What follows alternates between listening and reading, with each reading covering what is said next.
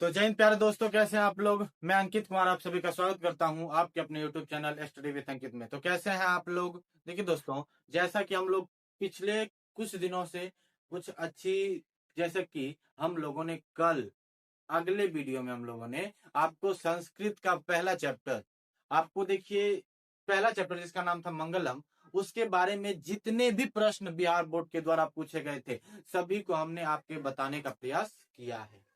तो आप आज भी हम लोग वैसी कुछ ऐसे चैप्टर्स को देखेंगे जिससे बहुत ही अच्छी तरह से हमें समझ में भी आ सके, और हम अपने जिस तरह सभी वीडियो को आपको अच्छे तरह से अपने जान तक अपने से ज्यादा आपको समझाने का प्रयास किए हैं, तो आप भी इसे अच्छी तरह से समझने का प्रयास करिए। तो देखिए दोस्तों, आज हम लोग इस चैप्टर में, जो चैप्टर हम लोगों का संस्कृत का ही चैप्टर है, तो आप लोग बताइए कि आप लोग पढ़ रहे हैं कि नहीं पढ़ रहे हैं। आप लोग जरूर कमेंट बॉक्स में बताइएगा कि आप लोगों की तैयारी अभी कितनी चल रही है, और आपका अभी ड्रीम क्या है, आपका लेवल क्या है, आप लोग कितने दूर तक, मतलब कितने आप लोग सोचते हैं कि हम नंबर ला सकें। तो आप लोग बताइएगा कि आप कितने नंबर ला सकते हैं, आप जरूर बताइए। तो चलिए हम लोग लेट ना करते हुए अपने कामों की ओर लौटते हैं। देखिए, ये जो चैप्टर है आपको बता दें, ये जो चैप्टर है इसमें बहुत सबसे आसान चैप्टर है, ये सबसे आसान चैप्टर। और इस चैप्टर में बहुत कुछ खास बात ना है,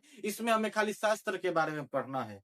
बस आपको आसान से समझाएंगे ना, आप समझ जाइएगा कि क्या होता है, आप लोग आसान से समझ जाइएगा। तो चलिए समझते हैं कि आखिर क्या होता है। देखिए, आपको समझना है। देखिए, आपको एक बात बता दें। देखिए, पहले क्या होता था कि संस्कृत में जो हम लोग पढ़ते हैं, जो संस्कृत से जो सवाल बिहार बोर्ड के द्वारा पूछा जाता है, उसमें क्या होता था, पहले अगर कोई टॉपिक्स है उसको संस्कृत भाषा में ही कहता था लिखने के लिए, लेकिन अब वैसा नहीं है। अब आपको बिहार बोर्ड के द्वारा ही जो संस्कृत का क्वेश्चन होगा उसको हिंदी में कन्वर्ट करके आपको प्रश्न दिया जाएगा, और लघुत्तरीय में। लेकिन ऑब्जेक्टिव की बात करें तो ऑब्जेक्टिव में भी आपको कुछ ही प्रश्न ऐसे मिलेंगे जो संस्कृत में लिखा हुआ मिलेगा, जैसे श्लोक सब हो गया, वो आपको संस्कृत भाषा में मिलेगा। और लेकिन लघुत्तर की बात करें, आपको सभी प्रश्न ऐसे हिंदी टाइप में, संस्कृत भाषा में नहीं मिलेगा, हिंदी भाषा में मिलेगा आपको। तो देखिए, यह जो चैप्टर्स है बहुत आसान है।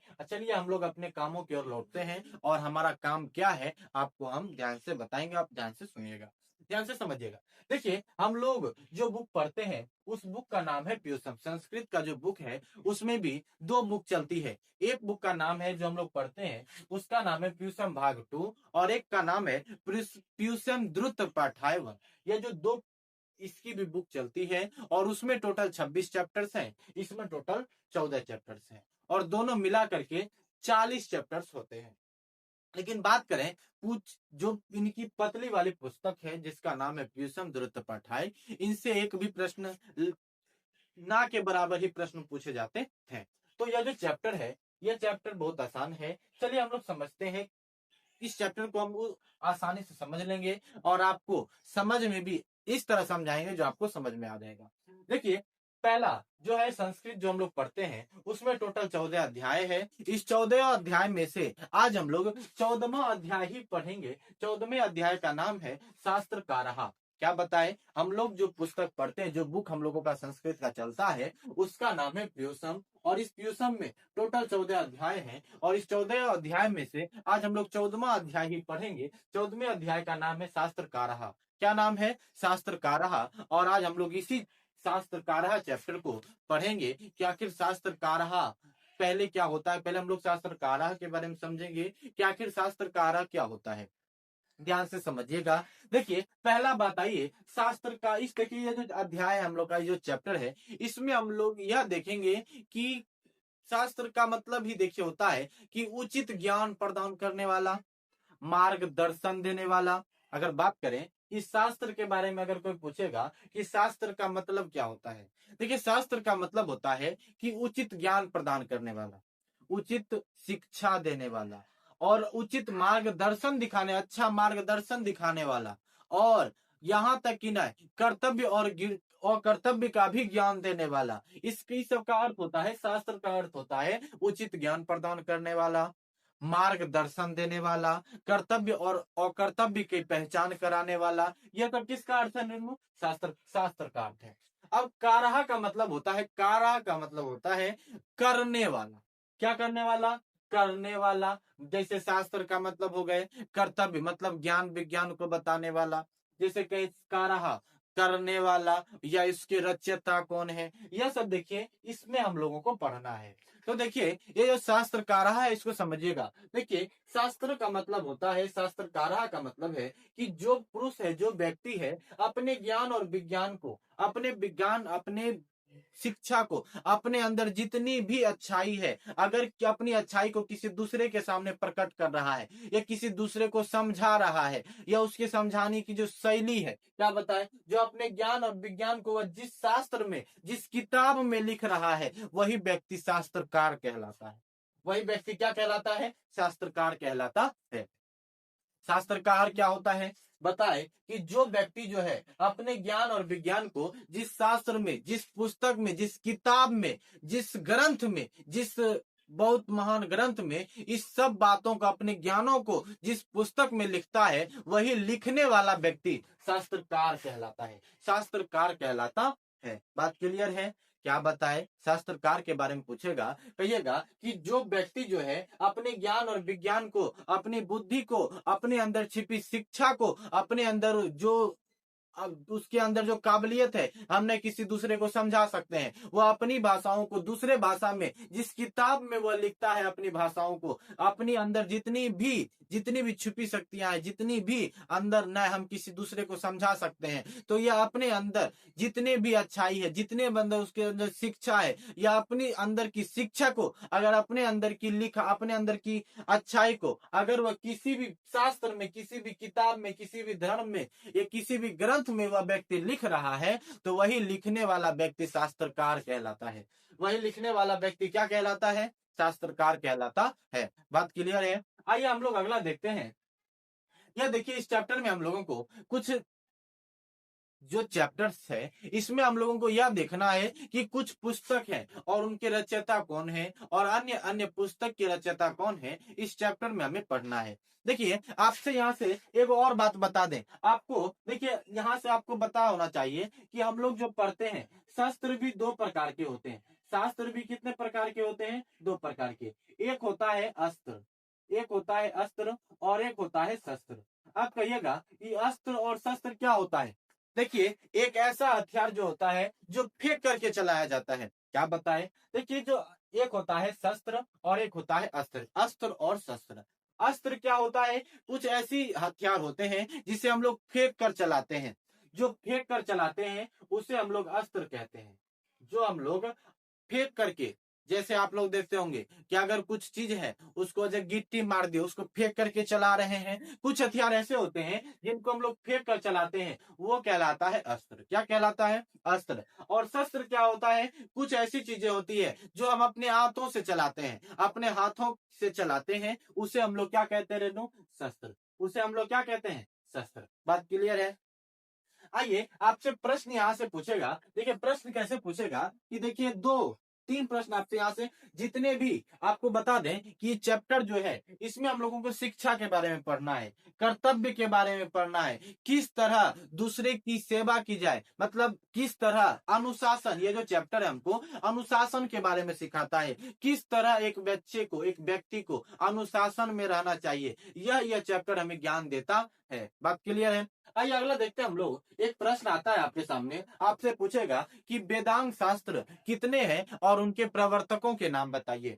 क्या प्रश्न पूछेगा आपसे? 2 नंबर में या 5 नंबर में भी प्रश्न पूछा गया है। तो आपसे पूछेगा, क्या पूछेगा कि वेदांग शास्त्र कितने हैं और उनके प्रवर्तकों के नाम बताइए, उनके रचयिता के नाम बताइए, उनके लेखकों का नाम बताइए। बात क्लियर है? आइए आपसे पूछेगा कि वेदांत शास्त्र कितने हैं, तो आप कहिएगा कि वेदांत शास्त्र की संख्या 6 है। क्या है? 6 है। कहिएगा कौन कौन? पहला है शिक्षा शास्त्र। पहला कौन शास्त्र है? शिक्षा शास्त्र। दूसरा है कल्प शास्त्र। तीसरा है व्याकरण शास्त्र। चौथा है निरुक्त शास्त्र। पांचवा है छंद शास्त्र और छठा है ज्योतिष शास्त्र। आपसे प्रश्न पूछेगा कि वेदांत शास्त्र कितने हैं और उनके प्रवर्तकों के नाम बताइए। तो देखिए, पहला है जिसको हम लोग कहते हैं शिक्षा शास्त्र, दूसरा कल्प शास्त्र, तीसरा व्याकरण शास्त्र, चौथा निरुक्त शास्त्र और पांचवा छंद शास्त्र और छठा ज्योतिष शास्त्र। अब आपसे पूछेगा, बता दिए 6 है, 6 कौन कौन से हैं और नाम पता चल गया। अब आते हैं इनके प्रवर्तकों के नाम। देखिए, आपसे पूछेगा कि शिक्षा शास्त्र के लेखक कौन है, तो कहिएगा पिंगल मुनि। आपसे पूछेगा कि बताइए शिक्षा शास्त्र के प्रवर्तक कौन है, तो कहिएगा पिंगल मुनि। आपसे अगला प्रश्न पूछेगा कि बताइए कल्प शास्त्र के रचयिता कौन है या इनके प्रवर्तक कौन है, जैसे गौतम, भारद्वाज, यह सब जो है कल्प शास्त्र के रचयिता है, उनके प्रवर्तक है। आइए अगला पूछेगा कि बताइए व्याकरण शास्त्र के प्रवर्तक कौन है, तो कहिएगा पाणिनि। क्या बोलेगा? पाणिनि। व्याकरण शास्त्र के प्रवर्तक कौन है, तो कहिएगा पाणिनि जी है। आइए अगला पूछेगा कि निरुक्त शास्त्र के प्रवर्तक कौन है, तो यास्क। यास्क है, कौन है? यास्क। अगला पूछेगा कि छंद शास्त्र के प्रवर्तक कौन है, कहिएगा पिंगल मुनि। क्या बोलेगा? पिंगल मुनि। शिक्षा शास्त्र और छंद शास्त्र के प्रवर्तक का नाम अगर पूछे तो कहिएगा पिंगल मुनि। दोनों के एक ही है, कौन है? पिंगल मुनि। और ज्योतिष शास्त्र के लेखक प्रवर्तक कौन है, तो लगन मुनि है। कौन है? लगन मुनि। बात क्लियर है? प्रश्न आपसे कैसे पूछेगा बता दिए। आपसे पूछेगा कि वेदांत शास्त्र कितने हैं, सभी के नाम लिखिए और उनके प्रवर्तकों के भी नाम लिखिए। आपसे पूछेगा कि बता दिए आपको वेदांत शास्त्र की संख्या कितनी है, 6। यहाँ 6 लिखा हुआ है और उनके जितने भी प्रवर्तक हैं उनका भी नाम यहाँ क्या है, लिखा हुआ है। आइए अब लोग अगला प्रश्न देखते हैं कि आगे क्या कह रहा है। आपसे देखिए दूसरा हम लोगों को पढ़ना है दर्शन शास्त्र के बारे में। दर्शन शास्त्र के बारे में अगर पूछेगा कि देखिए आपसे प्रश्न कैसे पूछेगा, पूछेगा कि दर्शन शास्त्र कितने हैं और उनके प्रवर्तकों के नाम बताइए। पहला आपको बता दिए कि आपसे पूछेगा वेदांत शास्त्र कितने हैं और उनके प्रवर्तकों के नाम बताइए, तो 6 है और 6 के प्रवर्तकों और उनका जितना भी 6 है, जितने भी उनके 6 है वेदांत शास्त्र, उनका नाम यहाँ लिखा हुआ है। अगला आपसे पूछेगा कि दर्शन शास्त्र कितने हैं और उनके प्रवर्तकों के नाम बताइए। तो कहिएगा दर्शन शास्त्र की भी संख्या 6 है। कहिएगा कौन कौन सा है, तो पहला है सांख्य दर्शन शास्त्र। पहला कौन है? सांख्य दर्शन शास्त्र। दूसरा न्याय दर्शन शास्त्र। तीसरा वैशेषिक दर्शन शास्त्र। चौथा मीमांसा दर्शन शास्त्र। पांचवा योग दर्शन शास्त्र और छठा वेदांत दर्शन शास्त्र। बात क्लियर है? आपसे पूछेगा कि सांख्य दर्शन शास्त्र के लेख प्रवर्तक कौन है, तो कहेगा कपिल मुनि। कौन है? कपिल मुनि। आपसे पूछेगा कि न्याय दर्शन शास्त्र के प्रवर्तक कौन है, तो कहेगा गौतम। अगला पूछेगा कि वैश्विक दर्शन शास्त्र के प्रवर्तक कौन है, तो कहेगा महर्षि कनाद। कौन है? महर्षि कनाद। मीमांसा दर्शन शास्त्र के लेखक प्रवर्तक कौन है? जेमिनी। कौन है? जेमिनी। आइए अगला पूछेगा कि योग दर्शन शास्त्र के प्रवर्तक कौन है, तो कहिएगा पतंजलि। कौन है? पतंजलि। वेदांत दर्शन शास्त्र के प्रवर्तक कौन है, तो कहिएगा बादरायण। कौन है? बादरायण। बात क्लियर है? प्रश्न यही पूछेगा कि दर्शन शास्त्र, आपसे पूछेगा, क्या पूछेगा कि दर्शन शास्त्र कितने हैं और उनके प्रवर्तकों के नाम बताइए।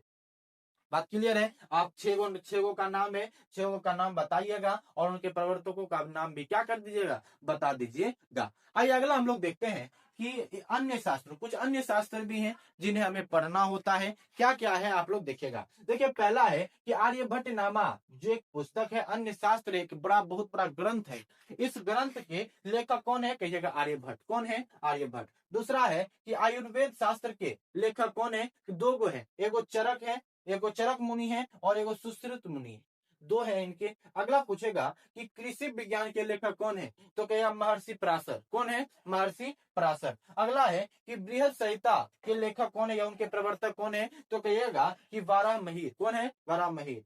बात क्लियर है? आइए फिर से देखिए अन्य शास्त्र में आर्यभट्ट नामा जो एक ग्रंथ है, उनके प्रवर्तक कौन है, शास्त्र है, उनके प्रवर्तक कौन है, कहिएगा आर्यभट्ट। आपसे पूछेगा आयुर्वेद शास्त्र के जो प्रवर्तक है वो कौन है, चरक और सुश्रुत, 2। आइए अगला है कि कृषि विज्ञान के प्रवर्तक कौन है, पराशर, महर्षि पराशर। आइए अगला है चौथा, बृहद संहिता के लेखक कौन है, वराहमिहिर। कौन है? वराहमिहिर। अब देखिए यह चैप्टर जो है हमारा क्या हो गया, समाप्त हो गया। यह चैप्टर हमारा क्या हो गया, समाप्त हो गया। तो अब हम लोग आपसे अगले वीडियो में कुछ अच्छी जानकारी के साथ फिर आपके साथ अगले वीडियो में मिलेंगे। अगर आपको वीडियो अच्छा लगा हो तो एक बार लाइक कर दीजिएगा, कमेंट कर दीजिएगा, सब्सक्राइब कर दीजिएगा। धन्यवाद।